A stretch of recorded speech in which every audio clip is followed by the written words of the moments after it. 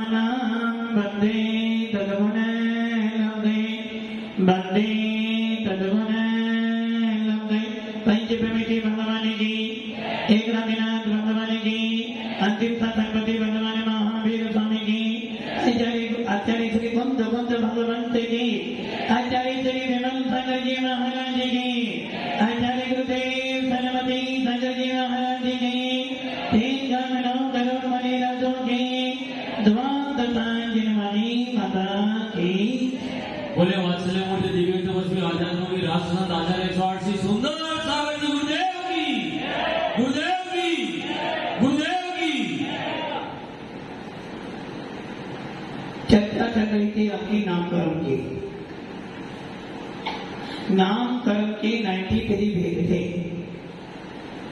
अर्थात जो जीव के शरीर की रचना करता है उसे नामकरण कहते हैं। जानवनी, दशनवनी, वेदनी, मोहिनी, आयु और नाम। अब नामकरण के 93 भेदों में से चर्चा अपनी चल रही थी 5 प्रकार के स्थावरों की चर्चा चल रही थी। स्थावर किन्हें कहते हैं? स्थावर नामकरण के उद्देश्य जो पृथ्वी, जल, अग्नि, वायु, वनस्पति में जन्म लेते उन्हें स्थावर जीव कहते हैं। और दूसरे थे तरस जीव। तरस मतलब जो तरस नामकरण के उद्देश्य 2 इंद्री, 3 इंद्री, चतुर्ंद्री, पंचेंद्री में जन्म लेते उन्हें तरस जीव कहते हैं। 1 इंद्री, 2 इंद्री, 3 इंद्री, चतुर्ंद्री, पंचेंद्री ये भेद किसमें पाए जाते हैं? त्रिगुणियों में। त्रिगुणियों के अंदर 1 इंद्री से लेकर पंचेंद्री भेद पाए जाते हैं। देव में, मनुष्यों में और नारियों के अंदर मात्र पंचेंद्री जीव, तरस जीव ही पाए जाते हैं। चर्चा कर रही थी स्थावरों की। स्थावर मतलब जिनके पास 1 इंद्री पाई जाती है। कौन सी इंद्री? स्पर्शन इंद्री। उन्हें स्थावर जीव कहते हैं। और स्थावर कितने होते हैं? 5। पृथ्वी, जल, अग्नि, वायु और वनस्पति। तो सबसे पहले करते हैं वनस्पति पे चर्चा करते हैं। वनस्पति कितनी सारी वनस्पति है? 10,000 10 लाख वनस्पतियां हैं। कितनी वनस्पति खाते हो पवन जी? एक दिन में कितनी खाते हो वनस्पति? 50, 100, 70, 80, 1000, 2000। किंतु नियम तो खाते हो एक दिन में 5, 7, 10, 15। और नियम कितना है? एक का भी नियम। अब आपका जब नियम नहीं है तो 10 लाख वनस्पति को खाने का पाप किसको लग रहा है? राजू जी को। शादी में गए और शादी में 50 प्रकार की हरी सब्जी बनी थी। आपने खाई? तो 2 तो नहीं खाओगे। आपने खाई 10। नियम आपका नहीं था तो जितनी हरी वहां बनी सारा पाप किसको लगा? पवन जी को। लो पवन जी ने 10 खाई। 10 लाख वनस्पतियां हैं जिसमें से एक दिन में अधिकतर की 100 भी खाते हो, बाकी का तो। इसलिए हमारा नियम होना चाहिए कि हम कितनी वनस्पति खाएंगे। जिस प्रकार साधुओं का नियम होता है कि हम 10, 15, 20 रख ली, बाकी सबका। तो वनस्पति सबसे ज्यादा लड़ाई कहां पर होती है? वनस्पति पर। सबसे ज्यादा विवाद कहां पर होता है? वनस्पति पर। सबसे ज्यादा चर्चा किस पर होगी? वनस्पति पर। ये नहीं चढ़ाना, ये चढ़ाना, ये नहीं करना, वो करना। ये सारी लड़ाई कब तक है? जब तक आपको स्वरूप का बोध नहीं है। जिस दिन वस्तु स्वरूप समझ जाओगे लड़ाई अपने आप। तो वनस्पति के 2 भेद, प्रत्येक वनस्पति और साधारण वनस्पति। वनस्पति हमारे खाने में आती है और वो वनस्पति 2 प्रकार की। एक वनस्पति साधारण और एक वनस्पति प्रत्येक। साधारण के लिए कहते हैं? साधारण नामकरण के उद्देश्य जो वनस्पति पाई जाती है उसे साधारण वनस्पति कहते हैं। जिस एक शरीर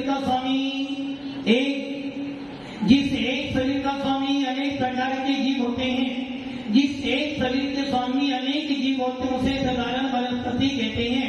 जैसे जैसे एक जीव ने श्वास ली तो सारे जीवों ने श्वास ले ली, एक जीव का जन्म हुआ सारे जीव का जन्म हो गया, और एक जीव मारा तो सारे जीव एक साथ में मर गए। उन्हें कहते हैं साधारण।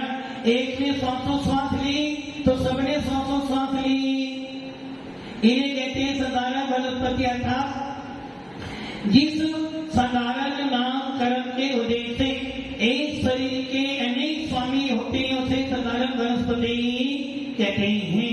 अब उस साधारण के दो भेद, नित्य निगोद, एक इतर निगोद। साधारण वनस्पति किसे कहते हैं? जिस एक शरीर के अनेक स्वामी होते हैं। पवन जी आप कौन हो? साधारण करते, इधर उधर मत देखो, साधारण करते। साधारण उसे कहते हैं जिसके अनेक स्वामी होते हैं। आपके अनेक स्वामी हैं, मैडम भी है, बच्चा भी है, पुत्र वधू भी है, दो पोते भी हैं। अब प्रत्येक उसे कहते हैं जिस एक शरीर का स्वामी एक ही जीव होता है। तो आप कौन हो? जिस एक शरीर का स्वामी एक जीव होता है उसे प्रत्येक कहते हैं, और जिस शरीर के अनेक स्वामी होते हैं उसे साधारण कहते हैं। आपके कितने स्वामी हैं? साधारण हो ना राजू जी? कौन? नहीं, हम तो प्रत्येक हैं, हमारा कोई स्वामी ही नहीं। अरे भैया, हम ना प्रत्येक वनस्पति है ना साधारण वनस्पति है, उनके भेद है, हमारा भेद ही नहीं है। हम तो मनुष्य ही है, मनुष्य के अंदर साधारण प्रत्येक का भेद नहीं होता है, वनस्पति में ही होता है। तो वनस्पति दो प्रकार की, साधारण और प्रत्येक। साधारण किसे कहते हैं? जिस एक शरीर के स्वामी अनेक जीव होता है उसे साधारण वनस्पति कहते हैं। और उसके दो भेद, नित्य निगोद और इतर निगोद। नित्य निगोद, इतर निगोद। जिस जीव ने अभी तक एक बार भी निगोद पर्याय का त्याग कर दो इंद्री, तीन इंद्री, चतुर्इंद्री, पंचेंद्री पर्याय को प्राप्त नहीं किया है उसे नित्य निगोद कहते हैं। एक श्वास में अठे सेवा जन्म्यो मरियो हरियो दुख भाव निसति भूमि जन पाव जयो पवन पतई जन से पति थयो। छेड़ाना की पहली धार में पंडित दौलतराम जी कह रहे हैं कि साधारण वनस्पति के नित्य निगोद कहते हैं जिन्होंने अभी तक वहां से निकलकर पृथ्वी, जल, अग्नि, वायु, वनस्पति में तो जन्म लिया, किंतु अभी तक दो इंद्री, तीन इंद्री, चतुर्इंद्री, पंचेंद्री में पैदा। और आप लोग पंचेंद्री हो तो नित्य को मतलब जितने तरस पर्याय को अभी तक ना तो प्राप्त किया होना आगे कभी, उसे कहते हैं नित्य निगोद। हम सब कहां से आए हैं? नित्य निगोद से आए हैं। और नित्य निगोद में क्या माना? एक इंद्री मिला, और उस एक इंद्री में ही जन्म मरण, कभी पृथ्वी, कभी जल, कभी वायु, कभी वनस्पति बने। किंतु आपने ये ध्यान रखना, धन नित्य निगोद किसका भेद है? वनस्पति का। अब वो क्या कर रहा? बार बार उसी में जन्म मरण, उसी में जन्म मरण, उसी में जन्म मरण कर रहा था। वनस्पति से निकल भी गया तो कहां बन गया? पृथ्वी, जल, अग्नि, वायु बन गया, किंतु तरस पर्याय को प्राप्त नित्य निगोद। नित्य निगोद, नित्य ही वहां पड़ा हुआ, वहीं पड़ा हुआ है, कभी भी निकला नहीं है। दूसरा है इतर निगोद। इतर निगोद चतुर्गति निगोद। दूसरा नाम क्या इसका? चतुर्गति निगोद। अर्थात जो जीव निगोद से तो निकल गया है, अर्थात एक इंद्री की पर्याय को छोड़ चुका है, और क्या बन गया? दो इंद्री, तीन इंद्री, चतुर्इंद्री, पंचेंद्री, त्रियन, मनुष्य, देव, नारकी बन गया। और बनते बनते बनते भोग काल बताया,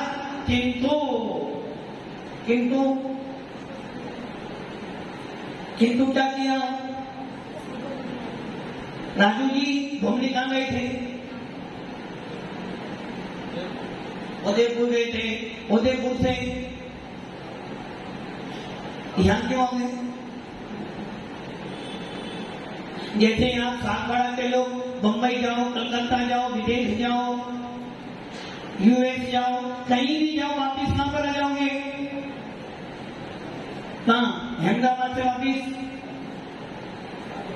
सागवाड़ा में। तो वैसे ही इतर निगोद मतलब जिसने दो इंद्री, तीन इंद्री, चतुर्ंद्री, पंच इंद्री, मनुष्य, तेनिया की देव नाकी तो बना, वापिस लौट फिर कर निगोद में आ गया, उसे कहते इतर नियोग था 2000 सागर। कितने?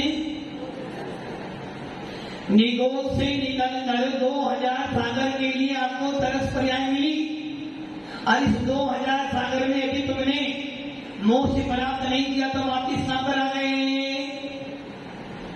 कहां? निगोद में उसे कहते हैं इतर निगोद, नित्य निगोद, इतर निगोद। भरत जी के 923 पुत्र, भरत चक्रवर्ती, आदिनाथ जी का पंकज जी, कौन थे भरत? आदिनाथ भगवान के पुत्र। महावीर जी कौन थे भरत? आदिनाथ भगवान के।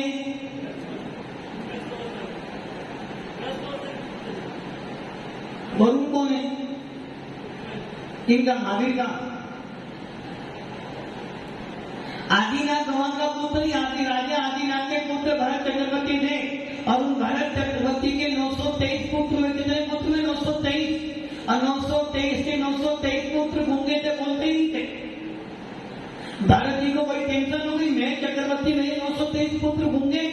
समोसन में गया, भगवान से पूछा कि हे भगवान, ऐसा कौन सा मेरे पाप कर्म का उदय है कि मेरे यहाँ 923 पुत्र गूंगे पैदा होंगे? मेरे खानदान में प्रथम तीर्थंकर, प्रथम कामदेव, प्रथम मोक्षगामी और प्रथम चक्रवर्ती, फिर मेरे यहाँ 923 पुत्र गूंगे पैदा होंगे।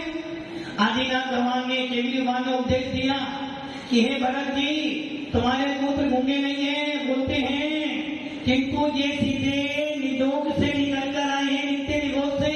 वो नहीं जानते पापा मम्मी किसे कहते हैं, संसार किसे कहते हैं, इसलिए ये गूंगे नहीं है।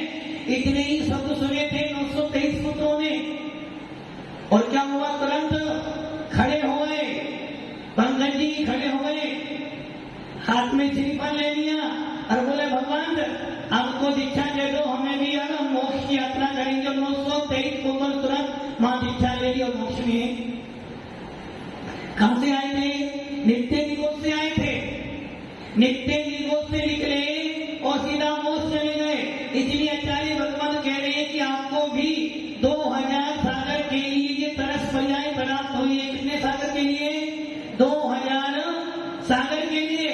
यदि 2000 सागर में आपने मोक्ष प्राप्त नहीं किया, गो टू पवेलियन, फिर क्या करना पड़ेगा? एक सोना से जन्म्यो मरियो भरियो दुखे भा, नित्य से स्वामी जने पावन के भयो, पवन पतई के वनस्पति। वापिस वही काम, बम्बई, यूएस, उदयपुर, अहमदाबाद घूमने फिरने तो गए, 4-5 दिन तो मौज मस्ती की, वापिस आकर के वही दुकान, वही घर, वही गृहस्थी बसानी। तो ये हो गया आपका नित्य निगोद और इतर निगोद। अब आ जाओ प्रत्येक वनस्पति पर। जिस एक शरीर का स्वामी एक होता है उसे प्रत्येक वनस्पति कहते हैं। इसके दो भेद, इसके दो भेद। पवन जी कहां देख रहे हो?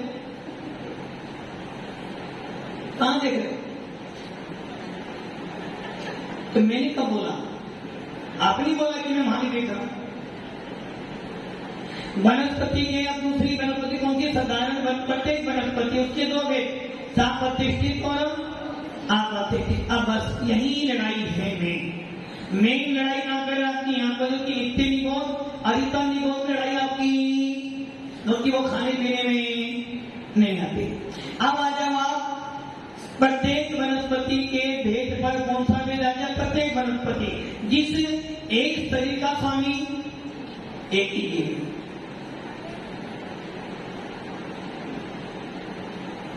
जिस एक शरीर का स्वामी एक ही जीव, उसके दो भेद, साप्रतिष्ठित और अप्रतिष्ठित। अच्छा ये बताओ, आप में से आलू कौन खाता है? यहाँ तो सब मना कर रहे हैं। सर्दी के मौसम में हलवा तो पवन जी, हलवा तो कौन सा, बादाम का नहीं, बादाम का हलवा नहीं। पंकज जी ने बोल दिया हाँ गाजर का हलवा अच्छा लगता है, खाते हो ना। और जब बाहर होटलों में खाते हो तो उसमें लहसुन भी होता है, प्याज भी होता है। अरुण जी है ना, अरुण भैया, अमित जी होता है, और खाते भी नहीं खाते। उसके बाद जब रात पड़ जाए तो रात्रि भोजन के आगे तो क्या करना, कुकर खोला, वरुण जी कुकर खोला, 4 आलू उसमें डाले, पानी डाला, नमक डाला, जब वो उबल गए और जब उसमें नमक मिर्ची रख के खाया, नींबू डाला, बड़ा स्वाद आ रहा है। किसका स्वाद आ रहा है? आलू का। पानी पूरी खाने कहाँ गए? पानी पूरी खाने कहाँ गए? बाहर खाए। कौन सी पानी पूरी खाई? आलू वाली। नहीं महाराज जी, हमने तो छोले वाली खाई थी, किंतु पानी तो उसी में से आलू वाली भर के दे दी, उसी में दूध नहीं। और आप कहें महाराज जी तो आलू वाली, पानी हम तो छोले वाली खाई थी। अब आप ये सोच लो, आपकी लड़ाई सबसे ज्यादा किस पर है? प्रत्येक वनस्पति पर। आप आलू नहीं खाते, किंतु घर वालों के लिए तो नैना जी आलू तो बनाते तो हो। नैना जी क्या सोच रहे? नैना जी बनाते तो हो, किन के लिए? घर वाले के लिए, घर वालों के लिए।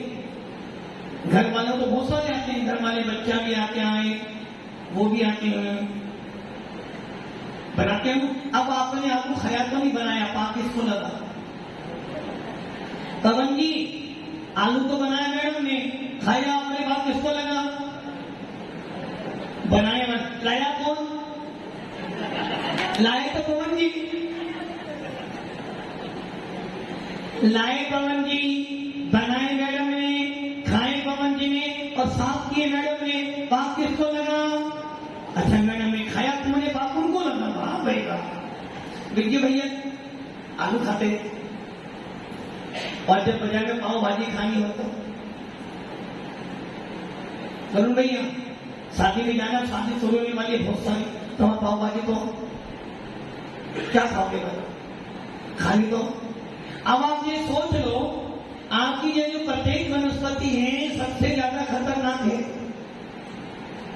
इसके दो बेटे, साप्रतिष्ठित और अप्रतिष्ठित। साप्रतिष्ठित, सा मैंने सहित, प्रतिष्ठित मैंने, प्रतिष्ठित मैंने,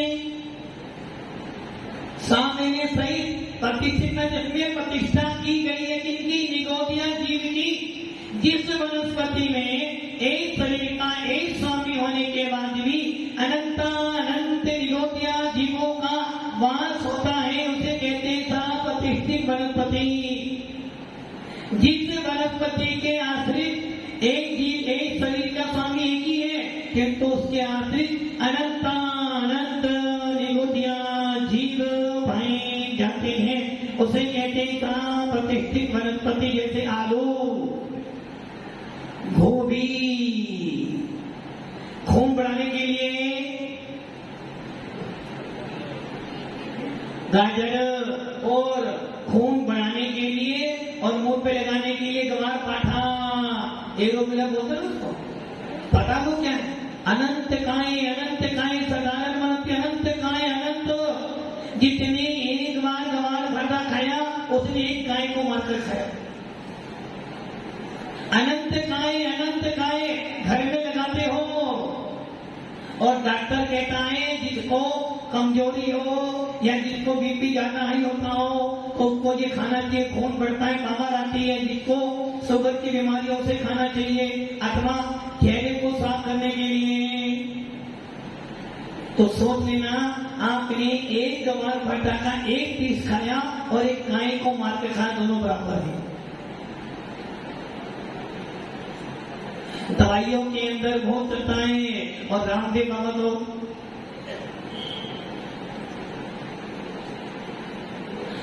अब आपकी साफ पत्ते से मैंने जिस एक शरीर का स्वामित्व तो एक है, किंतु अनंता अनंत निगोदया जीव जिसमें पाए जाते हैं उसे कहते हैं साफ प्रतिष्ठित। आपने होटल में खाना खाया, कहाँ गए अमित जी, कहाँ पर गए, कौन से होटल में? शुद्ध शाकाहारी होटल, सही है ना? और शुद्ध शाकाहारी होटल के अंदर आपने बोला भैया क्या बनाया? बोला बाबूजी शाही पनीर आलू दम आलू। कौन सा आलू बनाए? दम आलू। और अभी मुंबई गए तो बड़ा पाव या फिर सैंडविच। अब आपने जब एक आलू बनाया कुकर में, जब आपने आलू का, हाँ आए डॉक्टर पुनीत जी, आपने आलू बनाया, एक आलू लिया और उस आलू को आपने क्या करा? कुकर में डाला, नीचे से अग्नि जलाई और उसको उबाला। जब वो आलू उबाला, सीटी मारना है, समझ लो। अब वो सीटी मारना है तो क्या हुआ? जितने उसमें जीव थे अनंतानंद जीव, कौन से जीव? एक इंद्री, एक इंद्री तो अनंतानंद थे ही, दो इंद्री, तीन इंद्री, चतुर्द्री भी थे। तो सबके सब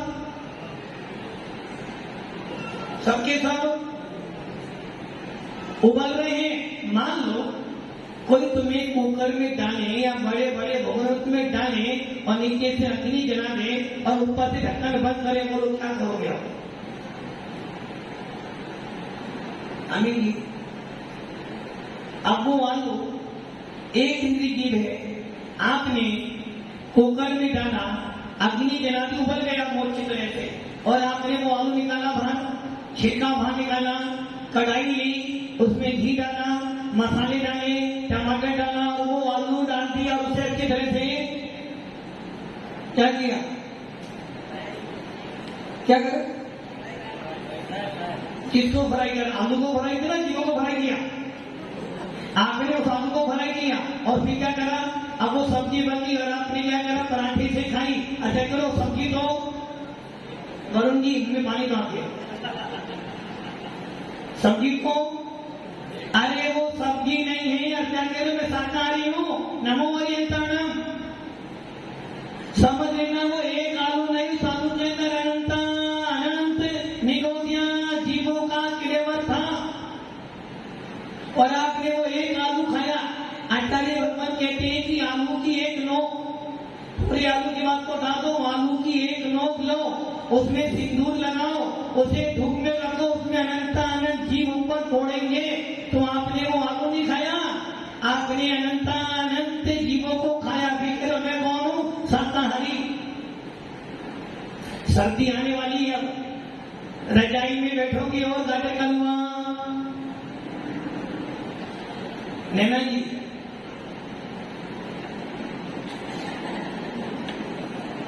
समझ लेना। आपने यदि एक डॉक्टर कहता है गाजर का सूप पीने से खून बढ़ता है, समझ लेना एक जाकर तुमने खाई, आपने अनंत अनंत जीवों को मारकर खा लिया।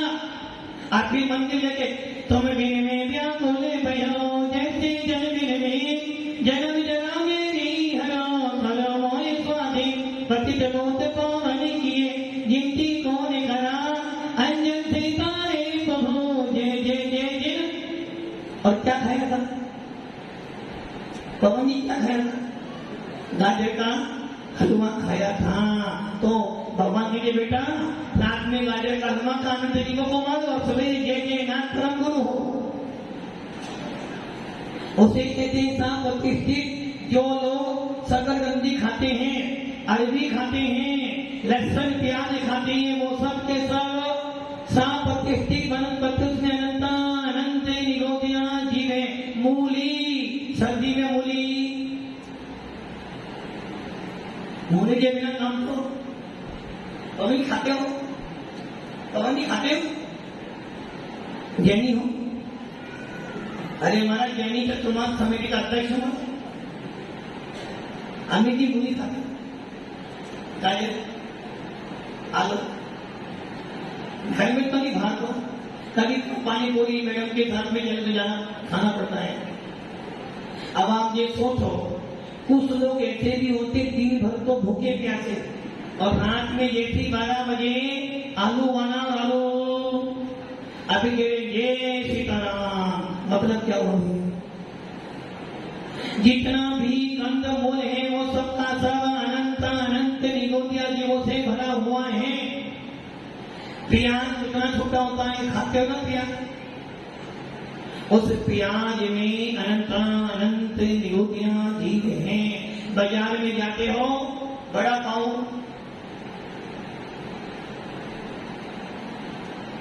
तो समझ लेना आपकी ये सब चीजें सब प्रतिष्ठित वनस्पति उसमें अनंत अनंत निगोदिया जीव। जिस वनस्पति में प्रत्येक शरीर नामकरण के वजह से जिस एक शरीर का स्वामी एक ही है किंतु अनंत अनंत निगोदिया जीव पाए जाते हैं उसे सब प्रतिष्ठित कहते हैं। दूसरी कौन सी आप प्रतिष्ठित, कौन सी है? इसका मतलब आमय नहीं, प्रतिष्ठित नहीं जिसमें निगोदिया जीवों की प्रतिष्ठा नहीं है, अर्थात जिसमें से निगोदिया जीव निकल चुके हैं उसे कहते हैं अप्रतिष्ठित वनस्पति। जैसे लौकी, टमाटर, तोरी, कद्दू, ये भाजी अच्छा लगता ही नहीं। ये तो कौन खाए? जो रोगी हो वो खाए, और जो रोगी नहीं वो कौन खाए? दम आलो।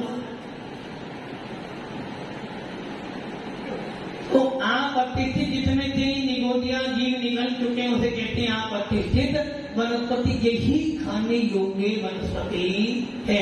बैगन, बैगन, बैगन कौन सी वनस्पति? साधारण है, प्रत्येक है? साधारण तो है नहीं, प्रत्येक है। प्रत्येक के दो वेद, साप्रतिष्ठित और अप्रतिष्ठित। साप्रतिष्ठित जो निगोदिया जीवों से सहित है, अप्रतिष्ठित जिसमें निगोदिया जीव नहीं है। तो बैगन कौन सी वनस्पति?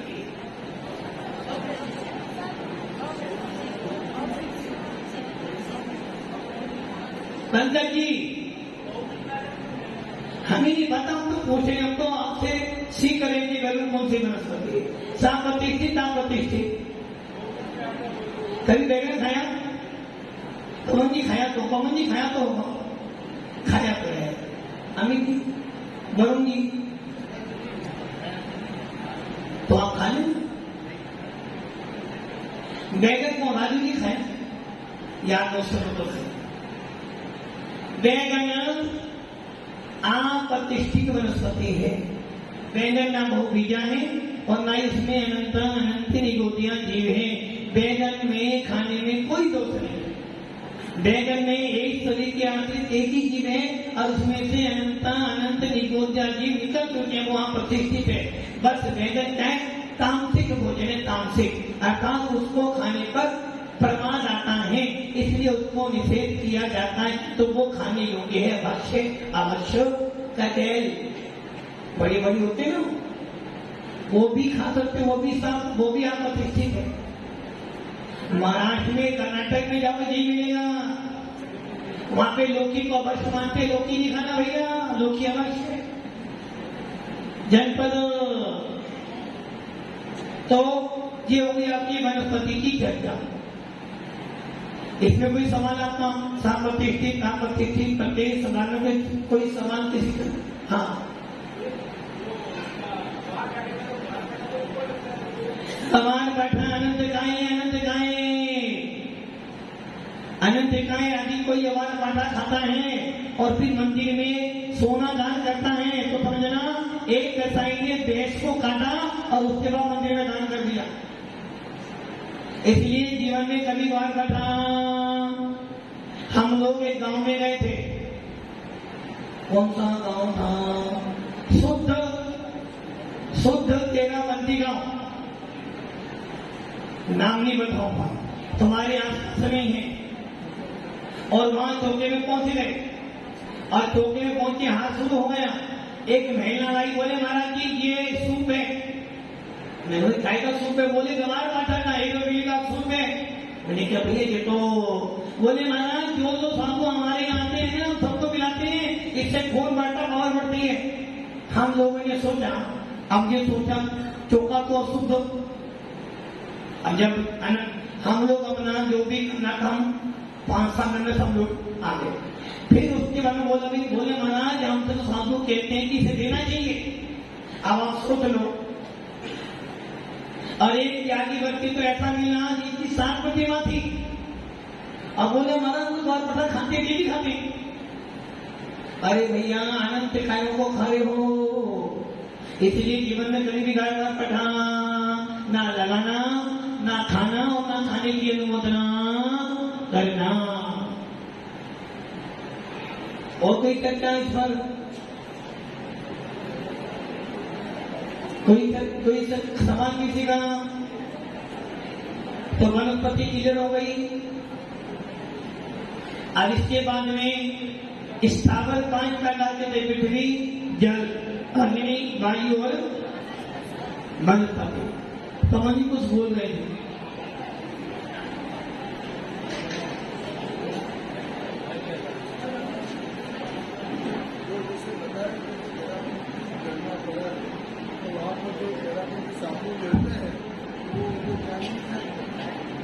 पवन जी की बात मैंने सुन ली। वो कह रहे यहाँ जिस गांव में गए थे, चौके में कबार पाठक दूस मिला, तो जो साधु आए थे उनको ज्ञान नहीं था। ज्ञान तो था जिनको वो खाते थे।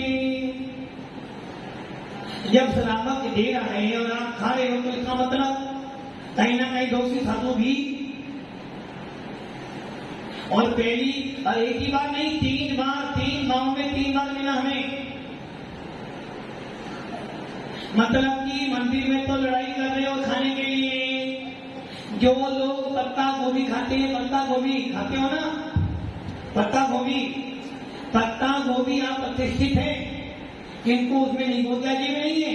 किंतु पत्ता गोभी को बनाने के लिए भी एक पत्ता साफ करके बनाना चाहिए, नहीं तो पत्ता गोभी भी नहीं खानी चाहिए।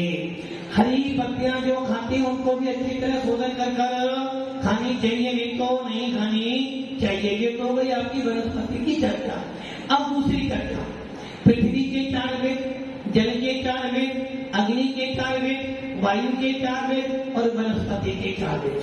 सबसे पहले पृथ्वी के 4 वेद। पृथ्वी काय, पृथ्वी जीव। जल काय, जल जीव। अग्नि काय, अग्नि जीव। वायु काय, वायु जीव। वनस्पति काय, वनस्पति जीव। और ये चर्चा बहुत गंभीर चर्चा है। यदि इन्हें समझ जाओगे तो विवादों से दूर हो जाओगे। एक कहता है श्रीफल चढ़ाओ, एक कहता है गोला चढ़ाओ, एक कहता है जल से अभिषेक करना और एक तरफ दूध से अभिषेक करो। एक कहता है हरे फल मत चढ़ाओ, एक कहता है हरे फल चढ़ाओ।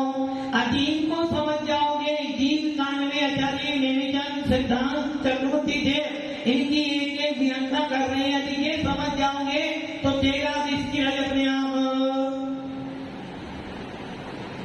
बाकी भैया आम खाते हो, क्यों खाते हो? तो जीव सही है, एक इतनी जीव है। इसलिए जिन्होंने ये चर्चा समझ ली, कौन सी? पृथ्वी, जल, अग्नि, वायु और वनस्पति, वो विवादों से बच जाएगा। और जिसको विवाद करने हैं करते रहो। इसलिए जैन शासन में तो जीववाणी का अध्ययन करने का मतलब है विवादों से दूर हो जाना। इसलिए हम सब इस स्थावर और तरस जीव को समझें ताकि हमें ज्ञान हो जाए कि हमें कौन सी वस्तु खानी है, कौन सी वस्तु नहीं खानी है। ओम नमः